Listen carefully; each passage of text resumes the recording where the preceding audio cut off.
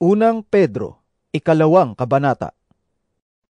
Kaya nga, talikuran na ninyo ang lahat ng kasamaan, ang lahat ng pandaraya, pagkukunwari, pagkainggit, at paninirang puri. Gaya ng sanggol, kayo'y manabik sa dalisay na gatas na espiritual upang lumago kayo tungo sa kaligtasan, sapagkat naranasan na ninyo ang kabutihan ng Panginoon. Lumapit kayo sa Kanya, sa batong buhay na itinakwil ng mga tao, ngunit pinili ng Diyos at mahalaga sa Kanyang paningin. Tulad ng mga batong buhay, maging bahagi kayo ng isang templong espiritual. Bilang mga paring itinalaga para sa Diyos, mag-alay kayo sa Diyos ng mga handog na espiritual na kalugod-lugod sa Kanya sa pamamagitan ni Hesukristo. Sapagkat sinasabi ng kasulatan, "Tingnan ninyo, inilalagay ko sa Sion ang isang batong panulukan, pinili at mahalaga. Hindi mapapahiya ang sinumang sumasampalataya sa Kanya." Kaya nga, mahalaga siya sa inyong mga sumasampalataya sa Kanya. Ngunit sa mga hindi sumasampalataya, natutupad ang mga ito. Ang batong itinakwil ng mga tagapagtayo ng bahay, ang siyang naging batong pundasyon. At ito ang batong katitisuran ng mga tao, batong ikadadapa nila. natisod sila sapagkat hindi sila sumunod sa salita ng Diyos. Ganoon ang nakatakda para sa kanila. Ngunit kayo ay isang lahing pinili, mga maharlikang pari, isang bansang hinirang, bayang pag-aari ng Diyos, pinili upang magpahayag ng mga kahanga-hangang ginawa niya. Siya ang tumawag sa inyo mula sa kadiliman, patungo sa kanyang kahanga-hangang kaliwanagan. Kayo'y hindi bayan ng Diyos noon, ngunit ngayon, kayo'y bayang hinirang niya.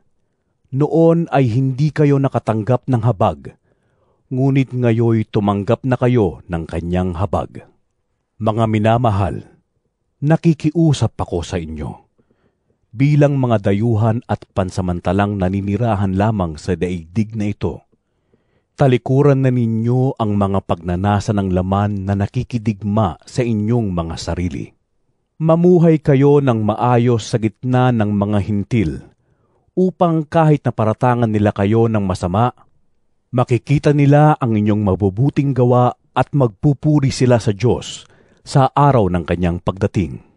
Alang-alang sa Panginoon, pasakop kayo sa lahat ng may kapangyarihan sa bayan, sa emperador na siyang pinakamataas na kapangyarihan, at sa mga gobernador na isinugo niya upang magparusa sa mga gumagawa ng masama at magparangal sa mga gumagawa ng mabuti.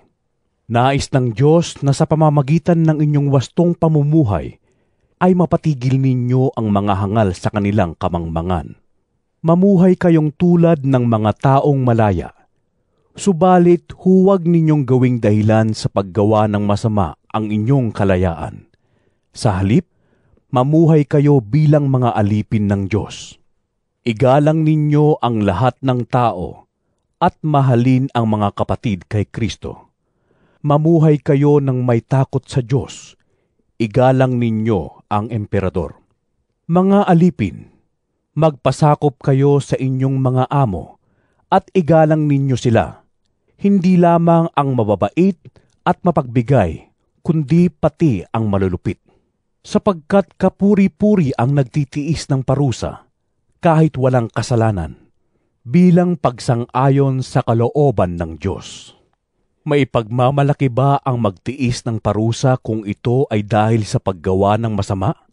Hindi. Ngunit kung magtiis kayo ng hirap sa kabila ng paggawa ninyo ng mabuti, pagpapalain kayo ng Diyos. Ang pagtitiis ng hirap ay bahagi ng pagkatawag sa inyo ng Diyos.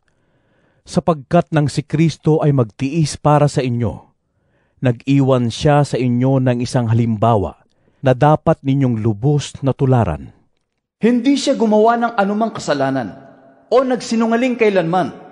Nang siya'y insultuhin, hindi siya gumanti ng insulto. Nang siya'y pahirapan, hindi siya nagbanta. Sa halip, ipinaubaya niya ang lahat sa Diyos na makatarungan kung humatol. Sa kanyang pagkamatay sa krus, pinasan niya ang ating mga kasalanan upang tayo'y mamatay na sa kasalanan at mamuhay ng ayon sa kalooban ng Diyos. Sa pamamagitan ng kanyang mga sugat, kayo'y pinagaling. Sapagkat kayo ay tulad ng mga tupang naligaw, ngunit ngayon kayo'y nanumbalik na upang sumunod sa pastol at tagapangalaga ng inyong mga kaluluwa.